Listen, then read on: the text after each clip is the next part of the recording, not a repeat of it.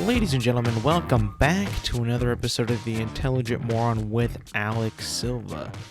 Episode 104. 104, everybody.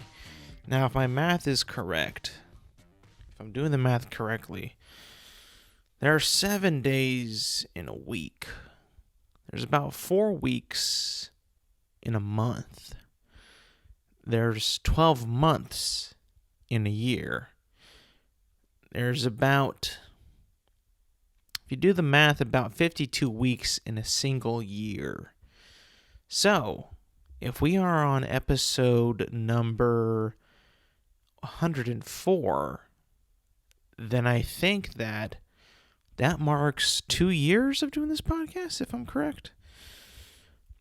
If I am correct, I believe the first episode of this podcast was released on February 4th, 2021. So we have reached, by the math and by the logic, the 2-year mark of recording The Intelligent Moron with Alex Silva. That many years. 2 years already recording this podcast. Ain't that crazy? I don't, I tend not to think about how long I've been doing this podcast because it just kind of escapes my mind. And it's not really something that I really like to, think about all that long.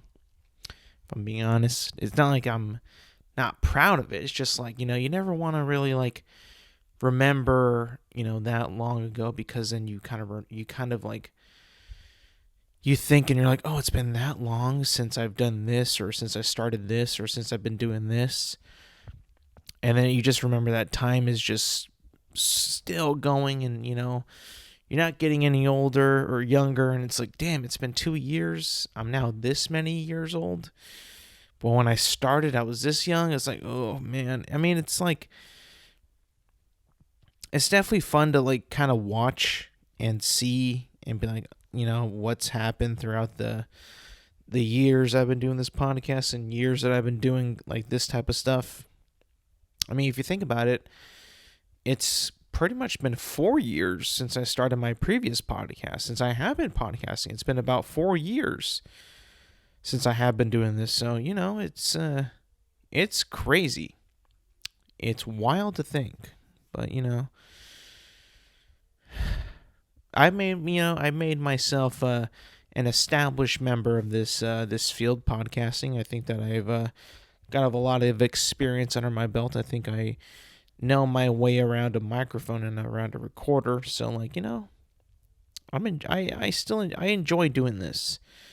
It's a fun thing to do every week to check in. And you know what? It's kind of crazy is that I feel like me doing this podcast and the people that listen to this podcast and the people that listen, not just like specific segments or maybe, just kind of skim through. If you listen to me from start to finish, I have essentially become a part of your life, which is weird. If you start from start to finish, or, you're here for the majority of the episodes and you're here for, every episode that I've ever put out there, I'm essentially a part of your life. And the thing is like, I'm probably not going to know everybody who listens to this podcast. I'm not going to know probably every single one of you guys, to as best as I could. But just, I want to put this out there. Thank you for listening. I'm glad I could be a part of your life, and I'm glad I could be a part of your routine, your weekly routine that, without y'all, I'd be talking to a void, but, if the analytics and if the, the numbers are true, I do have listeners. This isn't just going out to a void of nothing. No, I have listeners out there. And I appreciate y'all. And I appreciate the people who like to call me out on my bullshit, for something I say or something that they don't agree with. It's not that I'm trying to make you upset. It's just, it tends to happen. I'm not going to think like you do. Maybe because I don't know you, or I don't really align with your train of thought or align with your thinking, and maybe you don't align with mine. But you know what? That's the beauty of having differences in opinions, man. It's the beauty of it. You can't expect everybody on this planet to have the same exact opinion as you or someone else you know, or think the same way that you do. It's just not going to happen. No matter what you do, no matter how you approach things, no matter what you talk about, no matter, who you hang out with, no matter any of that, who you follow, who you support, what you study, it doesn't matter. Everyone comes from a truly different perspective in life. Everybody comes from a different upbringing. Everybody comes up from a different scenario that has shaped them in a way to make them think, not necessarily make them, but cause them to think in a different way than you do. And that is the beauty of being human, is that we're all different. Even though we're, equal and similar, we're very, very different in different ways that shape each and every one of us. Not to get too philosophical or too soft on you, but that's just, how it is and how it works. And we shouldn't always strive to be copy and paste clones of other people, or do what we're supposed to do, air quotes, what we're supposed to do, because that's not being unique. That's not being you. That's not being one of a kind.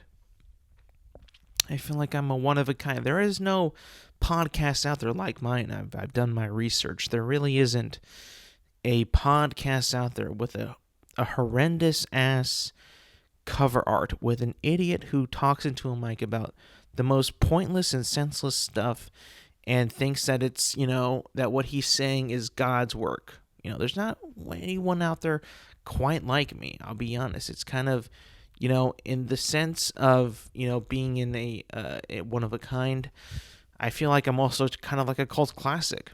I'm not a mainstream podcast. I'm pretty much a cult classic. If you follow me, if you found me, if you've discovered or stumbled on me and be like, hey, this guy's unique. This guy's different. He's not like anyone else I've ever listened to. I appreciate that. Do I have the ability to probably hit a mainstream audience? Maybe I do, maybe I don't. I think only time will tell. If I truly, have the legs, or the show has the legs to reach a mainstream audience. Only time will tell if that is a possibility or not. And you know what? I'll be honest. I was asked this question today. Would you ever want to be president? Some guy I knew just asked me that question. I'm not sure what made him ask me that question, but I said, no, I wouldn't want to be that. I don't want that kind of power. And then he said to me, that's perfect. That'd make you a great president. But the thing is, when it comes to being a leader, when it comes to being someone who is in charge of things, and somebody who is who goes to you for, not just advice, but for leadership and what are we supposed to do, having a plan. I've been put into situations where, I have to be the lead on certain things, and certain things, whether it be projects, work, it doesn't really matter. Being a leader sometimes is not fun. It could be cool to have people, want to be for you, want to support you, want to work for you, and want to do things because they like you, because they respect you, and they respect you. But at most times, when you have so many people's, in this case, opinions, in this case, like their trust in you, in this case, like their respect towards you, you think about that stuff and you're like, oh no, I don't know if I want this, because this is so much pressure that, some people can thrive in it, and some people, like that feel, I guess. They like to feel like that they are the leader, and that what that comes with, having respect for people and having people come to you and ask you questions and want your advice, want your input. I don't necessarily want that, because I feel like it's not something that I am naturally gifted at. Even though people tell me that, I just feel like at the end of the day, my goal is to try to be, I guess, nice as possible to you. I don't want to be like some kind of, jerky leader that's just like, do it my way, whatever. I don't have the heart to do that, to ask of people. So when he said that to me, I was like, you know what? I think that when you're young and you're like, I want to be president one day, people, you see that in elementary school, that kind of stuff in movies and all that. The kids always like, hey, he wanted to be president all his life, or that's what you want to be when you were a kid. I think we all kind of have that, that at some point in our lives, but like, how many people actually do that? Like, not many become president. One guy every 4 years out of 330 some million people in this country becomes president. One person. So, I'm pretty, we all have that, like, hey, I could be president, but like, would you really though? Knowing what that job entitles you to have and what you're supposed to be with that job, I think if you knew fully what it was about, what you had to do when you became the president of the United States or any country really, you'd probably reject it. You'd reject it. I think most people would reject it. Others, who seek power, who love power, be like, yeah, gimme. I want all the power, I've heard people say the best people to be president, to actually become president, are the people who don't want to be it. But if you still don't want to be it, how could you do a good job if you don't want to be it? I guess if you're forced to do it, like gun to your head, you'd probably do the best that you possibly can, even though every move you make, every situation, every decision that you do make is going to be scrutinized.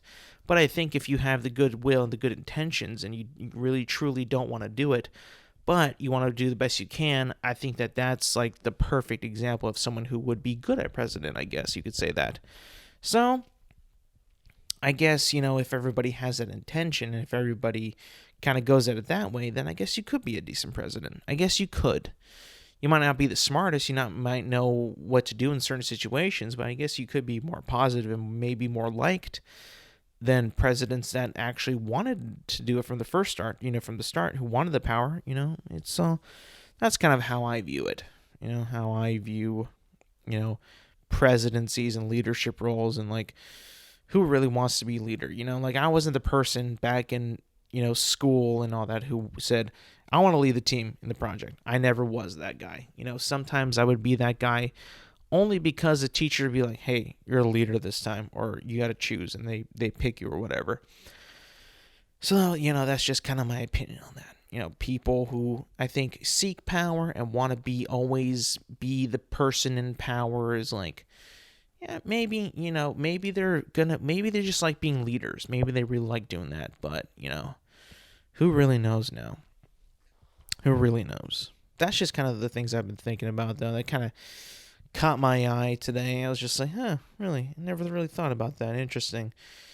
Nonetheless, though, a lot to talk about today. A lot to talk about. In terms of, like, great leaders, in terms of, like, people who have stood out through the test of time, I think. People come and people go.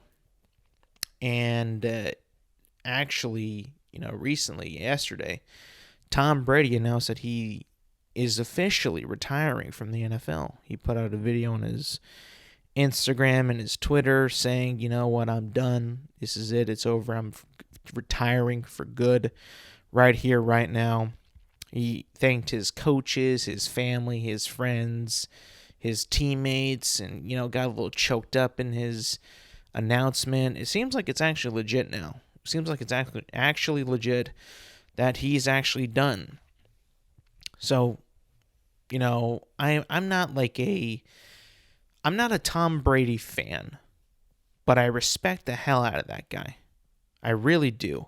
Because he's won 7 Super Bowls in his entire career. I think that, in American sports, right, we have one championship in every year, and that's the Super Bowl, the NBA Finals, the World Series, Stanley Cup, and that's it. You have one championship that you have to win. In the American sports system, you play a regular season and then you grind out to make it to the playoffs. And in the playoffs, you have upsets, you have Cinderella stories, you have, absolute the number one seeds, doing their job and taking care of business and getting it all done. And maybe he wasn't the number one seed every time that he went to the playoffs, but man, when Tom Brady wins 7 Super Bowls in his career, shattering Joe Montana's 4, having more than the entire Pittsburgh Steelers team, having more than all the Cowboys, that they've had, and one-upping Michael Jordan in the NBA Finals equivalent Super Bowls. 7, Jordan has 6 finals championships. I mean, he's got to be the most winning American sports athlete that has ever graced this earth. He has to be. I mean, I guess Bill Russell did win 11 championships, but no one really recognized him as like the greatest of all time, really. With Michael Jordan, they do, and Tom Brady, I think, is in that discussion. Like I said, I'm not a Tom Brady fan, right? I'm not a Patriots fan, wasn't a Bucs fan, whatever. But the more the years went on, and he won all these championships, and he won this and won that, I just gained a respect that I never thought that would ever gain, for Tom Brady. I think it's just because the way that he went about it, the way that he just dominated the NFL, being the best quarterback, winning all these championships, and just doing it with like one team for the most part. And then when he did it with Tampa the first year that he went there, I mean, I just could not believe it. I could not believe it. So, it's I guess it's like finally the end of an era, you could say. Tom Brady is no longer going to be in the NFL at this moment. If he pulls a fast one again, it comes back and says, haha, got you, bitch, I'm back in the NFL. Maybe then I'll take all this back. But at the moment, during right here, right now, in this moment, Tom Brady is actually retired. No longer going to be in the NFL.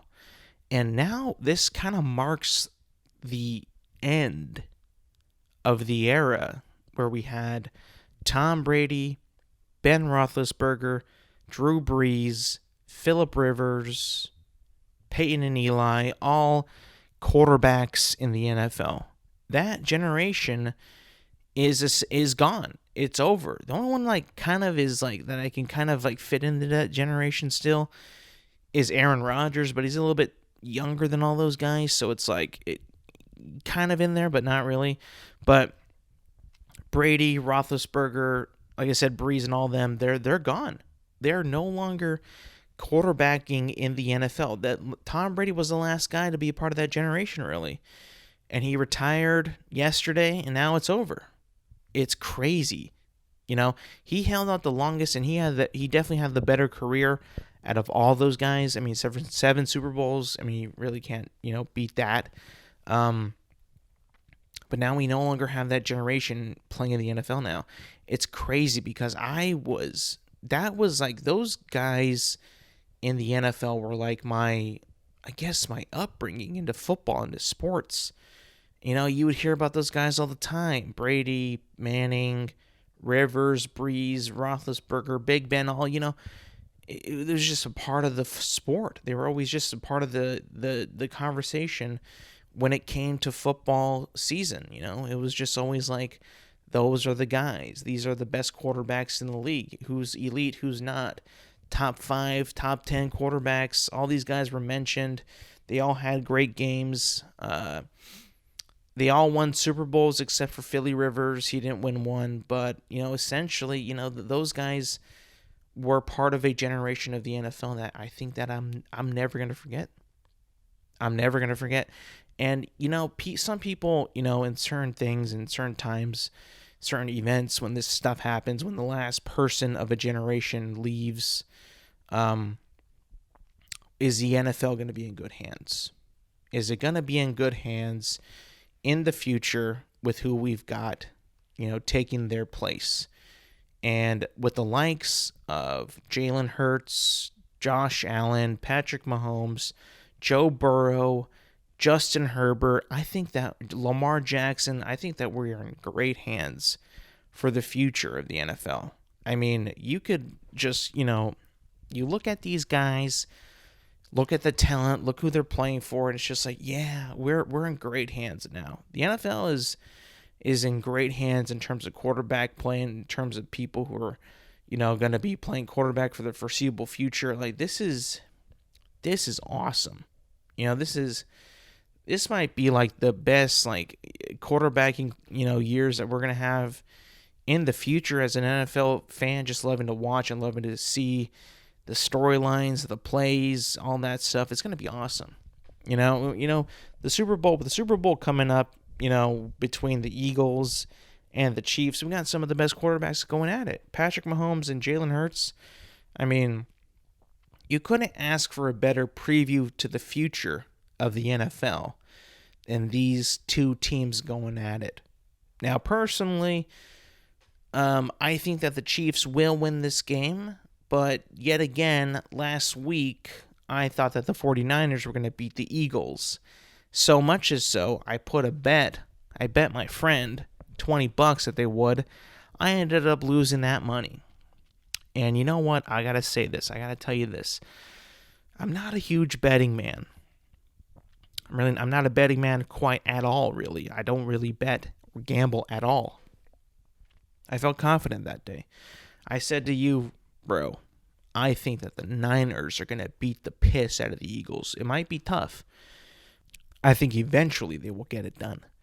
And I was confident about that. I was really confident. I was like, you know what, bro? You're a bitch. You don't know football like I do. You're taking the Eagles. I'm going to go against you, and I'm going to get that $20.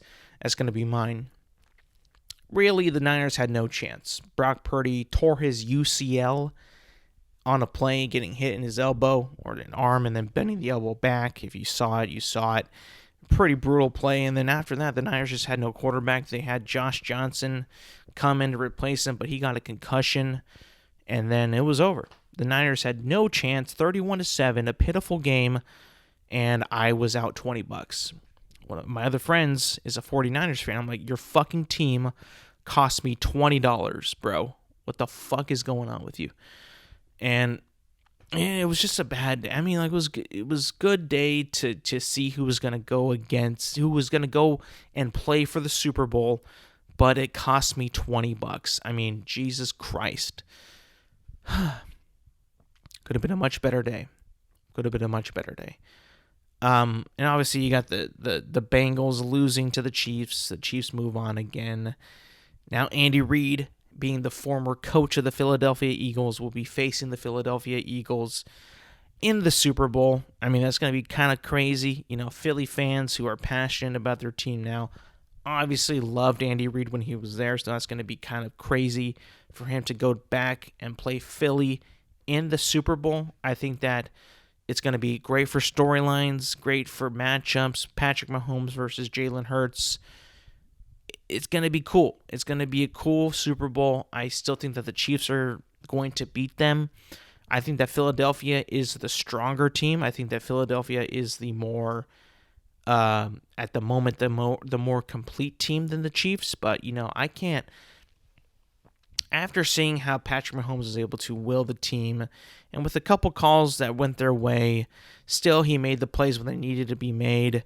And, they always got that fight in them. The Chiefs always got that fight in them to, duke it out until the end and always try to be on top. And like I said, I'm taking the Chiefs because I really do think that they could possibly beat the Eagles. I know the Eagles are, like I said, the stronger, more complete team, but I still think at the end of the day, the Chiefs have a little bit more big-time play-making ability than the Eagles do. Even though the Eagles played phenomenal against the 49ers, the 49ers had no offense. They had no quarterback, and their defense just could not get off the field. Therefore, they got gassed, and they just ran up the score on them. So, unfair for the 49ers. Quite unfortunate if you are the 49ers, where you literally can't do any offense. I mean, just think about that. They had their game plan. They had Purdy. They had McCaffrey, Deebo Samuel, Brandon Ayuk, Kittle, and they couldn't do shit because their quarterbacks were killed. Not really killed, but they were just taken out of the game. Actually taken out. By the way, Brock Purdy with that UCL tear. What an odd injury to get in the NFC Championship game. Like, that was totally not expected at all. I'm pretty sure that there was no, like, actual, like, previously, injury to that ligament before this game. So having it happen, as the game went on was pretty wild. Like, you don't normally see a UCL tear in an NFL game. Ever. Really, like, ever. You never really see it. So it's crazy, to think about how that happened. The likeliness of having a UCL tear during the NFC Championship game, actually taking out your team and giving them even a fighting chance against the Eagles. I mean, let's face it. Brock Purdy went out, like, in the first quarter, and then they essentially had no quarterback for the rest of the game. It was totally unfair. It was unfortunate, and it robbed the Niners of an actual opportunity to get back to the Super Bowl, which I said before, if healthy, obviously without the injuries, I thought that the Niners would have been able to beat the Eagles, but, obviously that's not what happened. That's not the way that the cookie crumbled. All right, the 49ers cookie crumbled and not the Eagles. The Eagles still have their cookie. That's just the way it went, I guess. You can't win them all. It's definitely something that you think is never going to happen, especially when you have money on the line and you're betting on this team to get you money. But I guess, shit happens. Bet responsibly, Make sure you're betting responsibly, because you never know what's going to happen. Your entire quarterback could just get hurt and be done for the count. Not expected, but, it's probably going to happen. By the way, before I came in to record this podcast, I was eating one of my favorite candies of all time, M&Ms. And last week, I didn't really touch up on this because I kind of forgot to put it in the notes. M&Ms is having a little bit of an issue with their spokescandies, apparently. They don't really know how to get this right, apparently. Apparently, the company at M&Ms, or whoever makes M&Ms, needed to retire the spokescandies because I guess they pissed people off and made other people happy, and in the process made whoever they made happy made the people who were pissed off even more pissed off, or vice versa. Some people were happy, some people were pissed off. They made some choices to make those other people that were happy pissed off, and the other people that were pissed off happy. Now, I am not one to bitch and moan and cry about really, like, what has been happening that other people are bitching and moaning and crying about. Now, this all kind of stemmed off from when the green M&M, who's kind of the slutty one of the bunch, her high heel shoes, I believe, were removed just to give her some basic kind of, tennis shoes, I guess. Because I guess apparently the heels made her kind of a thought, a little slutty, is what I'm getting at. And people, the M&M company, took them off because they thought it was probably distasteful, is what I'm thinking. So they changed that. And, of course, I got a lot of people riled up, got a lot of people upset, because they liked the slutty green M&M. They thought it was, it was part of her character. They thought it was pretty cool to see a M&M slutted up and, be her true self, And then, as me, an outsider kind of watching it, I still was a buyer of M&Ms. I still said, I don't give a fuck what she really is sporting on her feet. I just want to eat M&Ms. That's kind of how I always been. That's how I always thought about M&Ms, is just, let me just eat the fucking candy, And then I guess it got to a point where they changed a couple of other of the candy members. The spokescandies were changed slightly to, I guess, be a little bit more cultural appropriated in modern day 2023 culture. And that pissed even more people off, and other people got excited, and other people got mad. Flip-flop, rage, people protesting, make the green M&M slutty, others saying leave her be, and, yada, yada, yada, to eventually the point they put out a post saying, America, let's talk, which I thought was completely unnecessary, silly, at the same time actually kind of funny that they have to put America, we need to talk about cartoon M&Ms that advertise a candy.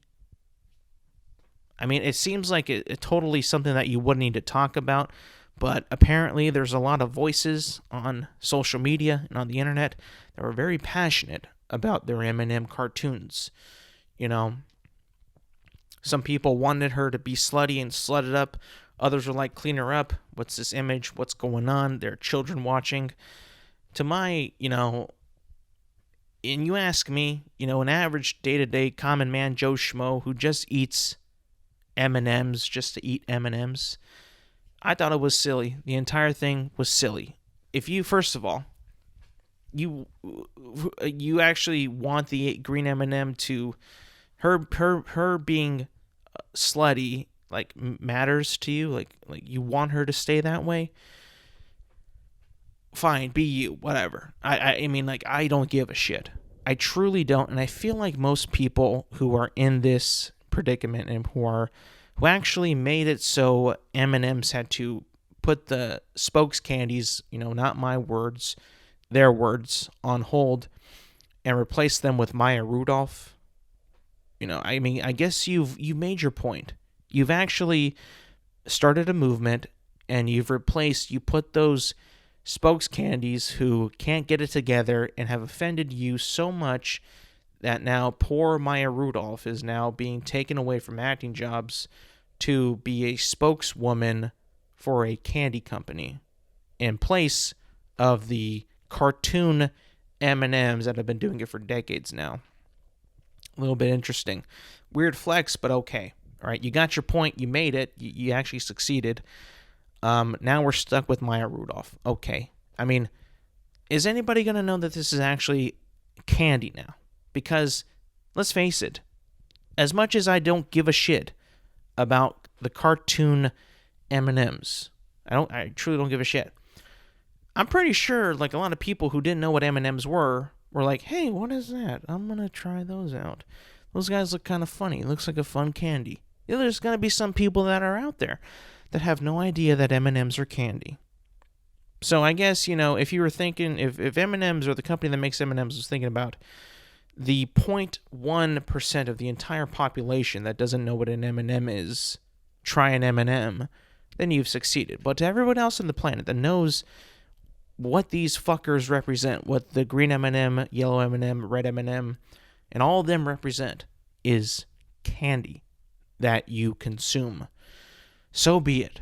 You've won. Victory is yours. We no longer are worthy enough for you to give us M&Ms as spokescandies. You got Maya Rudolph now. You've succeeded in your movement. You've made it so people who have never heard, that are being born today, that don't know what M&Ms are, they're going to see Maya Rudolph and they're going to be like, what is she? What is this? Is this a candy? Or now I think you've actually caused even more confusion, because you're just going to have people, Maya Rudolph is just going to be your spokeswoman. What's she going to do? She has to eat the candy and all of her stuff just to promote it. I mean, what are you going to do? Now you have to have her eat it. She's an actress. You think she is going to be able to eat that many M&Ms? She probably could, but does she want to? I don't know. You pay her well enough, she might. You never know. What I'm saying is that this whole outrage and outbursts of people who want the slutty green M&M versus people who don't want the slutty green M&M was all stupid. It shouldn't matter to you what the M&M looks like. It's an M&M. It's a cartoon of a candy that you just eat. There's no silver lining. There's no secret, thing behind all this, behind everything that's happening. It's just an M&M. It's just called advertising. That's all it is. That's all we're doing here is just thinking of ways to sell the candy better. Don't take it personal. You shouldn't, because there's other ads out there by other companies that I think that are, you could probably make the argument that are much more offensive to you than having a green slutty M&M or having the orange M&M filled with anxiety or being a nervous wreck. That's a part of their personality. That was kind of funny. It made sense for the commercials. But I guess people were like, why does he have so much anxiety? He's giving me, like, huh? This is just a cartoon for a candy. What are we talking about? But Jesus Christ, dude, the America, we need to talk. Or we need to sit down and talk, America, about M&Ms. From M&M's Twitter themselves. Holy shit. What a moment. We have truly failed. We have truly let make-believe, fiction, people that aren't real, take over our lives and make us stop a company from using their cute little cartoon M&Ms as advertising tools. We've killed them. They're no longer going to be a part of the marketing for the moment of M&Ms. Now we got Maya Rudolph. You bet your ass, people. You bet your ass, America. There's going to be at least one commercial on the Super Bowl with M&Ms, with actually M&M lists commercial for the candy M&Ms with Maya Rudolph. This is going to be a disaster.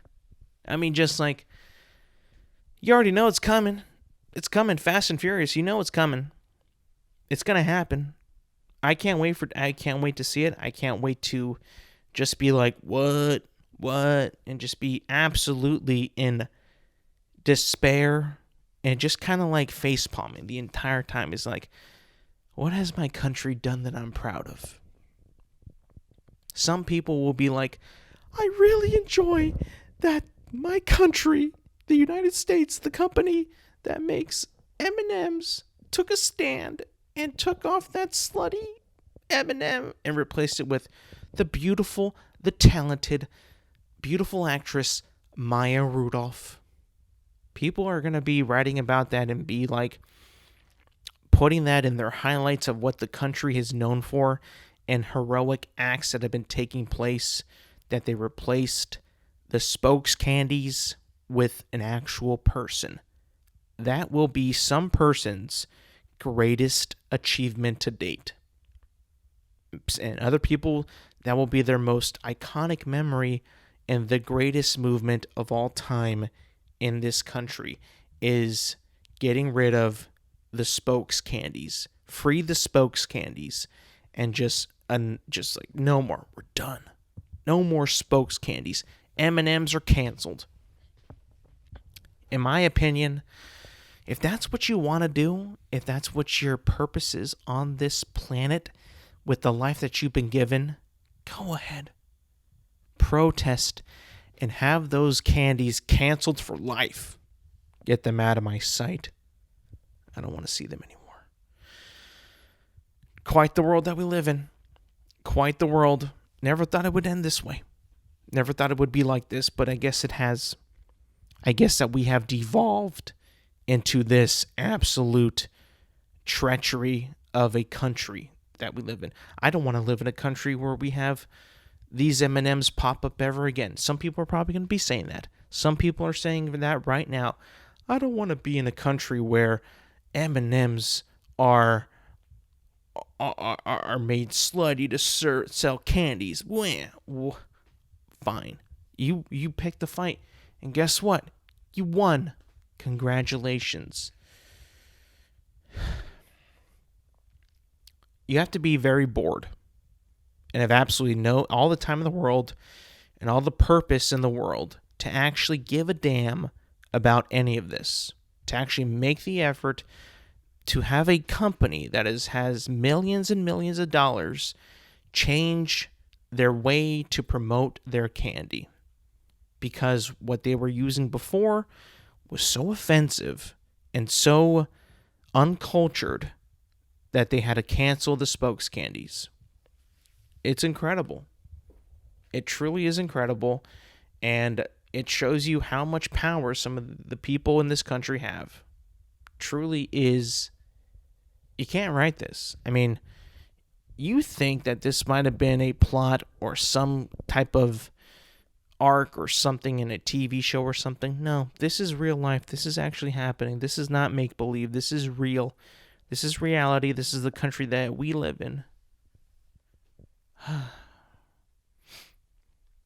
Now, of course, I don't want to sound like I care. I really don't. But I also just can't really believe that it actually happened. That it actually worked. It's like, that's all it takes is just a couple tweets to get a big corporation to cancel their spokescandies and get rid of the mascots and get rid of the cartoons that we've all just kind of been like, hey, yeah, it's the M&Ms. Yeah, cool. I like M&Ms. Yeah, they're good. They're good. They're a solid candy. Yeah, really good. I like M&Ms. Peanut, no peanut. I'm in. They taste good. Not good for me, but hey, they taste good. We had. Did we have to change it? Did we have to ruin it? Did we have to do anything? I guess so, but who knows what's going to happen if we'll ever see them again. We might never see those little candies ever again. We might never see them. They might be gone forever. You never know. And by the way, the bag of M&Ms that I did have, they had the M&M mascots on them. So I'm still kind of winning. I don't give a shit, but it's fun to see the little guys on the freaking on the candy on the bag. It's fun. They're fun mascots. They didn't do any harm. They're just fun mascots. Like, oh yeah, the M&Ms, iconic, cool. No one should be offended by this, but people are bored and have nothing to do except complain, bitch, and moan. So I mean, you get what you get, I guess. You can you have nice things, nice cars, everything's working pretty well. Hey, I don't like that M&M. Just gotta go. It's that simple, I guess. All right, we got some big news. Big news happening in the film world, in the world of movies. Actually, kind of surprising to me because I had heard about this. I had heard rumors that something was going to happen around January. So we're going to get some announcements. And if you don't know what I'm talking about the DC movie universe. Now called the DC universe. Run by James Gunn, like I've said before. This is going to be James Gunn's version of the DC universe. If you don't know what DC is, comic books, Superman, Batman, all those guys. No Spider-Man, no Iron Man. That's Marvel. This is DC. Wonder Woman, Joker, Green Lantern is part of DC. That's all DC. And if you haven't really, been a big fan of DC movies in the past, I can kind of understand where you're coming from. I truly, truly do. I mean, aside from Wonder Woman, aside from Ben Affleck as Batman, aside from, I guess aside from the Suicide Squad, aside from Peacemaker, there's not really much to really chant or cheer about when it comes to DC properties and DC comic book adaptations. There really isn't a whole bunch to cheer for because they haven't really been all that good. I mean, listen. If the Snyderverse was that good, if it was actually that good, we wouldn't be having this conversation. They would be still making movies in the way of Zack Snyder and probably going through and following through Zack Snyder's whole vision of DC, of the DC universe, the DC characters, but we're not talking about that right now. As much as some people enjoy those films and like the films, financially they were not profitable, and Warner Brothers and DC lost a lot of money making those movies and kind of trying to commit to those movies and without essentially having a plan or having any ideas that actually worked or any people that actually were able to work together on these projects and make things work and trying to chase Marvel and try to build like a Marvel type of format when it's like we have this many movies, it's all going to connect, it's all going to, intertwine, it's going to be one big gigantic plot and, conflict and goals and all that. It just never really materialized for that era of DC. Beginning with Man of Steel, even people at that point were like, kind of like, this isn't really Superman. Like, this doesn't feel like Superman. We're like, okay, maybe he'll be more Superman-y in BVS. Batman versus Superman, Dawn of Justice. Wasn't really that either. And then we had the Justice League, which wasn't Zack Snyder's Justice League. It was Joss Whedon's, and it just had a completely different tone. Didn't match.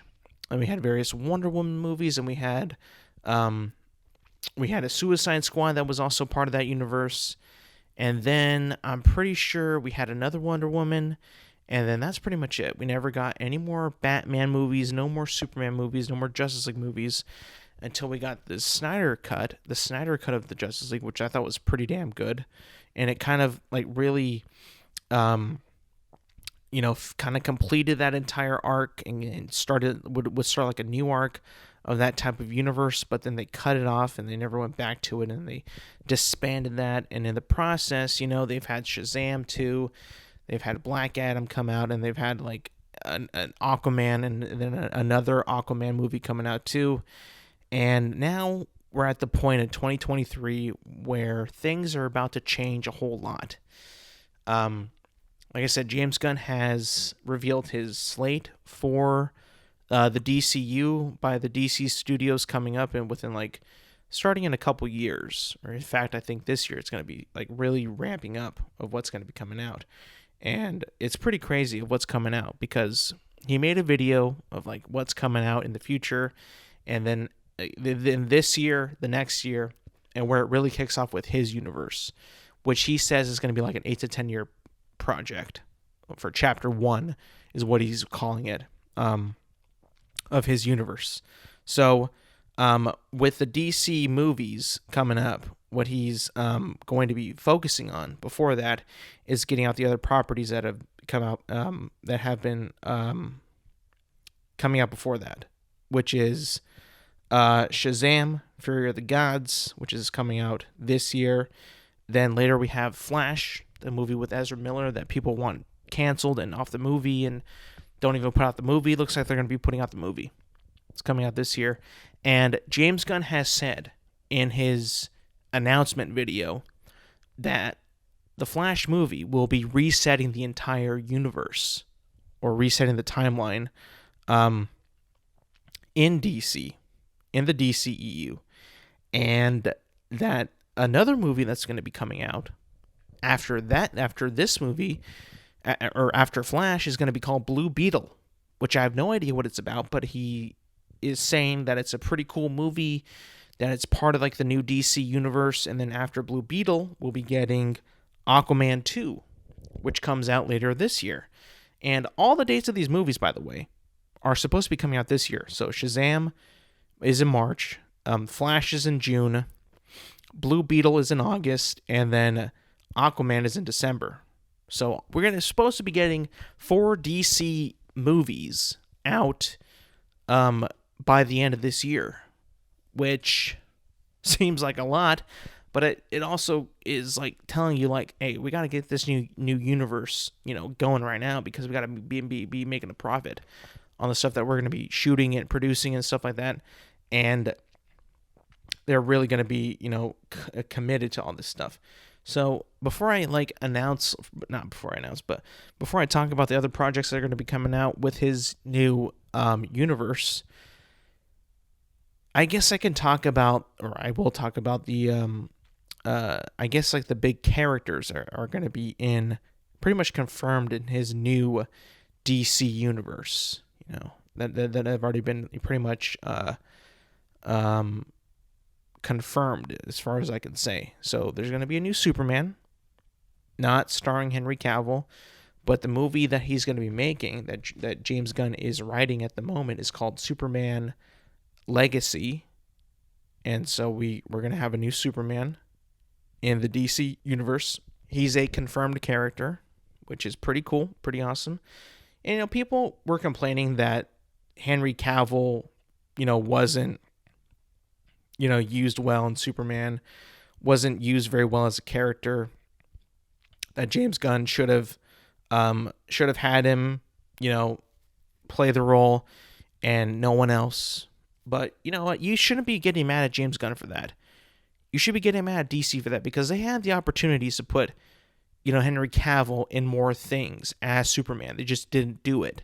So don't get mad at James Gunn for not having Henry Cavill, because James Gunn has a different vision of who's going to play Superman. Don't get mad at him. DC and Warner Brothers didn't do anything with him. They gave him 2 movies at the start of the whole fucking thing, and they never put him back in. So don't blame James Gunn. Blame DC and Warner Brothers for that. That was an atrocity. That was an actual, in my opinion, one of the worst things that they've ever done, is to just not have Superman be a thing and only in 2 movies. That's it. Totally misuse of a character, mismanage of a character, totally not have him in anything, really. It just makes no sense. So in James Gunn's, universe, the movies that, and the movies and TV shows that are going to be in his first chapter, which is called Gods and Monsters, characters that have been confirmed to be a part of this universe, or this first chapter of the universe, will be Superman, Batman and Robin, Jon Stewart, and Hal Jordan as Green Lanterns, which, I guess Green Lantern fans have been clamoring for years after that debacle Ryan Reynolds film. Now we're going to be getting both of them. Both of them are going to be in the DC universe, Hal Jordan and Jon Stewart. I think that that's an absolute win for DC fans, and if you're just DC altogether, because I think that the Green Lanterns, as much as I don't care for them, DC fans love them, and they know that they're so important to the DC universe that it just makes me feel like, okay, they're committing. They're putting in the people who we want to see, or people who the DC fans want to see. That's always a good thing. Superman, Batman, Robin, Hal Jordan, Jon Stewart. That's a win. That's good. That's good for the fan base, and that's good for the people. That's a win. Also with that, we'll be getting Supergirl, and she'll be part of it too. And obviously Amanda Waller will be back, and then Swamp Thing 2 is also going to be a part of this too. As I think he's going to be in his own either TV show or film. I can't remember, but he will be a part of the DCU as well. So that's very interesting. That's very cool. That's something that I think that I could get behind on. Now, of course, James Gunn did say, which I thought was pretty interesting, that a lot of the animation, TV shows, and movies will be connected in one shared universe. And he even went on to say that we are going to do our very best to cast people that can play the live action character and also voice them in animation if they have a show about them, which I think is pretty damn cool. If you think about it, it's kind of like what Star Wars tried to do. What Star Wars tried to do was, at the beginning of the Star Wars regime under Disney, they wanted to make every single thing, every single piece of entertainment to connect with the Star Wars films. Whether it was a book, a comic book, a graphic novel, a video game, a TV show, everything they wanted to try to make it connect. They kind of failed with that, because a lot of the books and a lot of the comics got retconned from TV shows and movie choices. They just got retconned. So, as long as, if they don't pull a Lucasfilm and try to do that, keep it to make every single thing that they make, try to, intertwine with it, even comic books and books, I think that that's where it gets kind of iffy and a little harder to do. But it seems like with DC, it's just going to be movies, TV shows, animated shows like cartoons, and he even said games too. So as long as they're starting off strong and saying that, hey, we're committing in these 4 medias to make a one cohesive universe, and one cohesive story, then I'm okay with that. As long as they're, are going to commit to it and try to make it the best that they can, and they have stories and they have storyboards and they've got it all like written out as best as they can, I'm all for you trying to do it. Just don't kind of fall into the pit that Star Wars did and have to retcon shit and have to like go back on things and kind of make it a little bit messy. It's just kind of weird. But I was a big fan of him saying that we're going to get actors who can commit to doing voice acting for animation and all that in games and even playing them in the films. I think that's cool. I think that builds like a true like, oh, this is the character. This is Batman. He's Batman in this, he's Batman in that, he's Batman in this too. This is the Batman of this universe. I think that's very, very, very cool. I think that's super cool. It's going to take a lot of commitment from the actors, but I think that they'll be able to do it. I thought that was really cool. Something pretty unique that they haven't really done anything else, I think, except for like maybe a couple episodes in that one show. I think it was Star Wars Resistance. They had like Oscar Isaac, who plays Poe Dameron, voice his character in that, and also play him in the movies. I thought that was pretty cool too. I thought that, why not? In the past, if they ever have like spin-offs where it's like a cartoon of a movie or something like that, they would get someone else to play that character. I always thought that was kind of cool, just the thing that they would do, because obviously it doesn't have the budget to get the movie star to play the character again, so they just kind of went with that. I think that's pretty cool though. So I guess I'll name some of the properties or the shows and what's going to be a part of his universe. We have the first thing that will come out after Blue Beetle and after Aquaman, which will be called Creature Commandos, which kind of looks like almost like a Suicide Squad type show. It's got like an ensemble cast of people who look like kind of crazy looking people I've never heard of. It's James Gunn. He did Guardians of the Galaxy. He made them popular. He rebooted the Suicide Squad, which I thought was so cool. So I trust him in this kind of stuff. I think that he's really got, a grasp on kind of like what makes like an ensemble cast work, in film and TV. I think that's pretty cool. Next we have Waller, which is a live action TV series that will star Viola Davis as Amanda Waller. Then we have Superman Legacy, which is the big one. That does have a release date penciled in. That will be in theaters July 11th, 2025. So you look out for that. Lanterns, which is a show, like I said. The Authority, which is a film, which kind of has also a very similar vibe, like a ensemble cast type of thing, very James Gunny, very like what he's known for. Then we have another show called Paradise Lost, which is supposed to be about Themyscira, which is the island where Gal Gadot's Wonder Woman is from, which I'm pretty sure Gal Gadot is no longer Wonder Woman, so we'll probably be getting a new Wonder Woman in this show, possibly, so that's going to be interesting. Then we have Batman, the Bold and the Brave, which will be the new Batman, the new DCU's Batman, the new DC Studios James Gunn-led Batman. That will be the new Batman for that universe, and Robin. Then we'll be getting another TV show called Booster Gold, which I have no idea what that's about. Then we'll be getting Supergirl, which is a character that was always, in the known by in the TV realm on the CW, Supergirl. But she will be, I guess, being officially a part of the DCU in the future, in James Gunn's DCU. And then after that, we'll be getting Swamp Thing, which I'm not sure what that is about, who that is, but, that's going to be pretty cool. And then with all that, of course, he mentioned that, the Joker movie is going to be a standalone, and then the Batman, the Batman is going to be also standalone as well. And that there's going to be the Joker Part 2 coming out, and then the Batman Part 2 also coming out, all being standalone and separate from James Gunn's DCU, which, I'm okay with. I'm fine with that. I'm cool if James Gunn is going to be like, hey, you know what? I have a vision for like a a DC universe, a shared universe where we can build and build and build, kind of like how Marvel was doing, but a little bit more expansive, including like animation, games, and TV along with films.